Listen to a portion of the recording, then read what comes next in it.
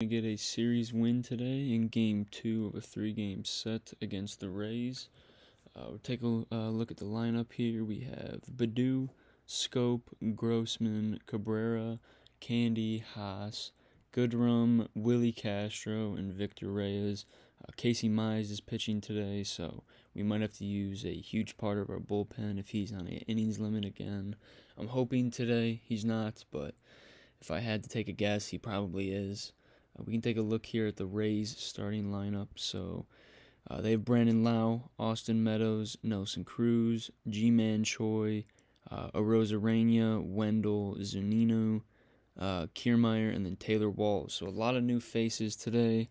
G-Man Choi is starting. He had a huge hit yesterday to clear the bases with bases loaded. So he's probably going to be on a hot streak starting today.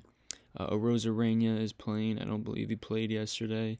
And they also have Zunino catching. They had Mejia catching yesterday. Or we can take a look at the lineup here. Yeah, Randy Arozarena did not play yesterday. It was Margot out there. So they have another huge bat, or two huge bats added, because I believe Zunino has like 28 homers or something ridiculous. So he's one of the best power hitting catchers in the league, and Mejia is not anything close to that, so it's going to be a lot tougher of at-bats today.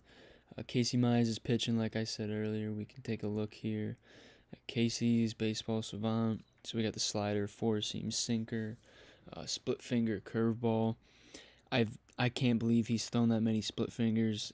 When I go to the games in person, you can see the exact pitch it is on the Jumbotron. And I think, like, I've seen 5 or 6 of his starts in person, and I've only seen maybe 10 to 15 total splitters. So I don't know when he's throwing 292, but I guess he throws at a decent clip. That slider is his first pitch, and then the four-seam is not far behind it, about 1% behind it, and then that sinker is also pretty close. So I'm guessing today is going to be a lot of pitch to contact. The Rays are a tough lineup. Like I said yesterday, it seems when a team scores, they keep up with them. As soon as we scored the first time, they scored, and then as soon as we scored the second time, they brought it right back and took the lead. But we were able to hold them off in the final 2 innings. But I'm expecting today for them to be able to keep up with us for a decent amount of time. So if I had to make a score prediction for the game, I'm going to give it a 6-4 win. I don't think it's going to be too high scoring. We can take a look at the Rays pitcher. Speaking of scoring, they have Chris Archer on the mound. We can take a look at his baseball savant. He's a slider four-seam. Doesn't really throw the changeup much, but it is his third pitch. So he's pretty much similar to Casey. He doesn't have the sinker, though. But he's going to do a heavy dose of four-seam slider. I'm guessing today's going to be like 3 to 4 innings only from Chris Archer. He doesn't seem to go very long.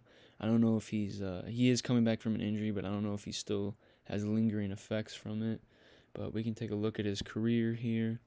He's been in the majors for 9 years with a 61-81 record, with a 3.88 ERA. That's pretty sad. I feel bad for him that he has 20 less wins than losses, and he has a 3.88 ERA. Like, that is a really good career ERA. And he's not even close to being positive with his wins. So he was with the Rays for about 7 seasons before this year, and then he got traded to Pittsburgh for one of the worst trades I think I'd ever seen. It was Chris Archer for Glasnow, Meadows, and I think one of their top prospects, Shane Baz. So that's 3 great players the Rays got, and then they still even got Chris Archer back. So the Pirates got fleeced like usual. But yeah, Chris Archer, he's not really having a great year this year. 1-1 with a 5.28 ERA, only 4 games, 1 from the bullpen, 4 games starting.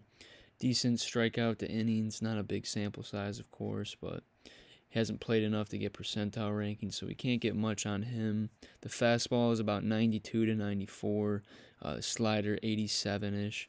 So pretty good slider, and then the changeup 85. So there's not much of a difference in speeds between his pitches. So I'm expecting us to be able to see his pitches pretty well and make some hard contact. I can make some predictions for our lineup. My first one will be for Candelario. I picked him yesterday, and I'm going to pick him again. I still think he's gonna have a big series. I thought yesterday was gonna be a better day than it was.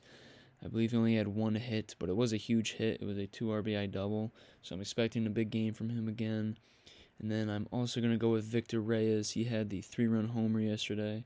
I was hoping he would have played more in the 2 National League series, but he didn't. So today I'm hoping he can get at least 2 hits and establish himself as a starter, because I think it's time for Victor Reyes to start getting some respect and playing more of the days than he is, because he's a huge base running threat, average defender. I'm not going to act like he's a gold glover, but he's not like Grossman's a worse outfielder than him. Grossman hasn't had an error in a really long time, but at the stadium you can see kind of how he plays baseballs before the camera pans.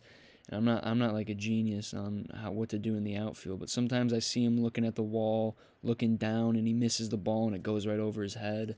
Whereas if you're running full sprint and just tracking the ball, you'd probably get it if you don't look down and look at the wall. So the camera doesn't always show it because it's kind of it's hard to pan really quickly, and you have to be at the stadium sometimes to see it. But I'm hoping Victor can really become a consistent player in these next couple days. I was wishing Harold Castro could play. I don't know why Willie Castro is playing over him again. It's the second day in a row where righties on the mound, and we're still not playing Harold Castro over Willie.